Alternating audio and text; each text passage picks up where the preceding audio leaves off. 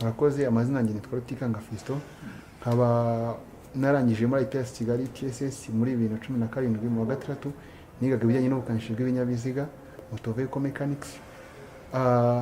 Maze kurangiza niho nagize igitekerezo kwa nakora projet na safety driving security. Ni system ije nk'igisubizo ku Banyarwanda kuko hari byinshi ije gukemura. Muri ibyo bibazo harimo nko kuba abashoferi batwara ibinyabiziga basinze birengeje urugero, bikaba byabaviramo kuba bahaburira ubuzima ndetse no kwangiza ibikorwa remezo biri hafi aho ngo y'umuhanda. System nakoze ni software na device, ni web application na application ishobora kujya muri telefone na website kuri ifite imashini bashaka accessinga, nkayihuza n'iyo device ku buryo ibi information zose iyo device ifata, uko iyo device yo nyistara mu modoka. Noneho izo information cyangwa se iyo device ikimaze muri iyo modoka yo no kugerageza cyangwa se iyo nyistara ku buryo ibi connected hagati ya computer y'imodoka na moteri y'imodoka, ku buryo mfata ya makuru nkabanza kwatisha muri device yanjye. Bishatse kuvuga ngo niba device nyistara y'imodoka ikadetectinga ko wanyoye, mvuga ngo device yo ibasha kuba yahagarika za command zijya ku komanda moteri y'imodoka kugira ngo ikore. Yes. Noneho ikindi iyo tuvuga urugero idetectinga zenda ko wanyoye, hari urugero nakadu setting aho itagomba kurenza. Nayo setting wenda nk'10% cyangwa se amacupa abiri cyangwa icupa rimwe, mu gihe urirengeje system yo bwayo irahagarika imodoka automatically. Ako habanza gusiga mu mwanya wo kugira ngo twinde nka traffic jam mu nzira, kuko director ako kanya ihita itanga signal double nyuta muri bwo kuninga abandi bashoferi bo mu muhanda, muri bwo kwinda ko nabwo yateza izindi mpanuka mu muhanda.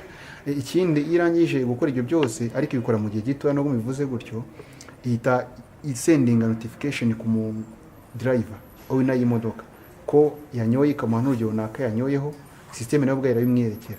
Noneho na wa muntu uri kuri ya server cyese nka tuzatubishinzwe kubikontorora mu gihe twicaye ku machine tukabasha kuba twabibona. Ndetse no mu gihe umushoferi twamuhaye application yacu mu gihe amuhagaritse ashaka kugenda akareba record zose uburyo imodoka ye imeze. No kuvuga ngo system imaze guhagarika imodoka, igikurikiyeho nuko twebwe tubona notification hatwe kuri service center.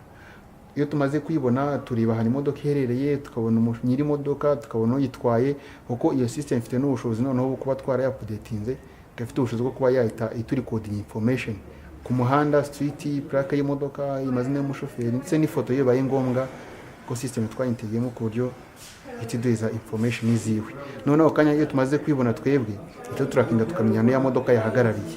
None mu buryo bwo providing akazi, aho ngo niho tuzashaka nk'undi rubyiruko bagenzi bacu, ku buryo niba ya system iri muri iyo modoka ikabasha kwihagarika, dushaka gushaka nk'undi rubyiruko wenda bafite amapine bazi gutwara, ku buryo niba ya system ihagaritse umuntu aho ngaho, twe tuzagira abashoferi bari emergency, ku buryo tuzatumuhera twumubwira ati jyahanaha iyo modoka yahagaze ifite plaque ni, ku buryo azagenda akadepana wa mushoferi, uri kumva ko nagenda akamudepana mu by'ukuri imodoka izaba safe, umushoferi abe safe, ndetse n'ibindi bikorwa remezo ashobora kuba yatwaye imodoka yanyoye bikangirika nabyo bisugire.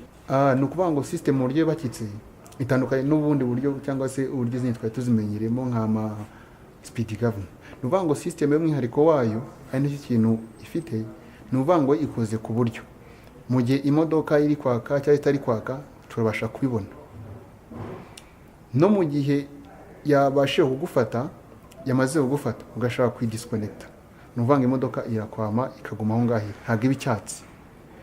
Ni ukuvuga ngo iyo system yo y'ubwayo ibyo byose ibirangije iraturipotinga nayo ikakuripotinga ko habaye ikibazo muri system, ku buryo director ukanya twita tubona hari imodoka igiye ikibazo, ku buryo iyo modoka ntishobora kuva aho ngaho cyeka tuje tukabikora. Nkuko nabivuze, imbogamiza mbefite ni kubona financial ihagije, ku buryo na providing devices zihagije, ku buryo niba nka company na kinsabye ati turashaka device wenda nka 20, ku buryo mpita nzi providing cyane izi zose zibonetse cyane.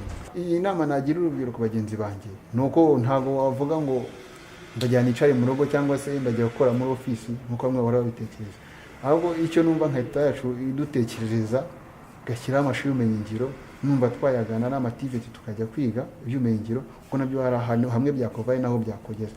Nanjye ndavuga ati ntabwo nshaka kuzigurukanisha, ntacyo nekuba naragezeho, kumva nekuba nk'ibandi mvuga ati nenza icara muri office mfata ibitabo nandika, ariko ukumva nukuramo ku mufuka ukiga niyo tiveti. Sinavuga ngo umuntu wese wabasha kugira icyo akora nuko yize, nawe ushobora gutekereza ukareba ikintu kibura muri society aho uri ukakizana nk'igisubizo ku banyarwanda. Ikiza n'ubwo udafite ubushobozi bwo kuba wagikora ariko hari undi ugifite, mukihuza nicyo bavuga gukorera hamwe, kandi abantu bakoreye hamwe bagera kure.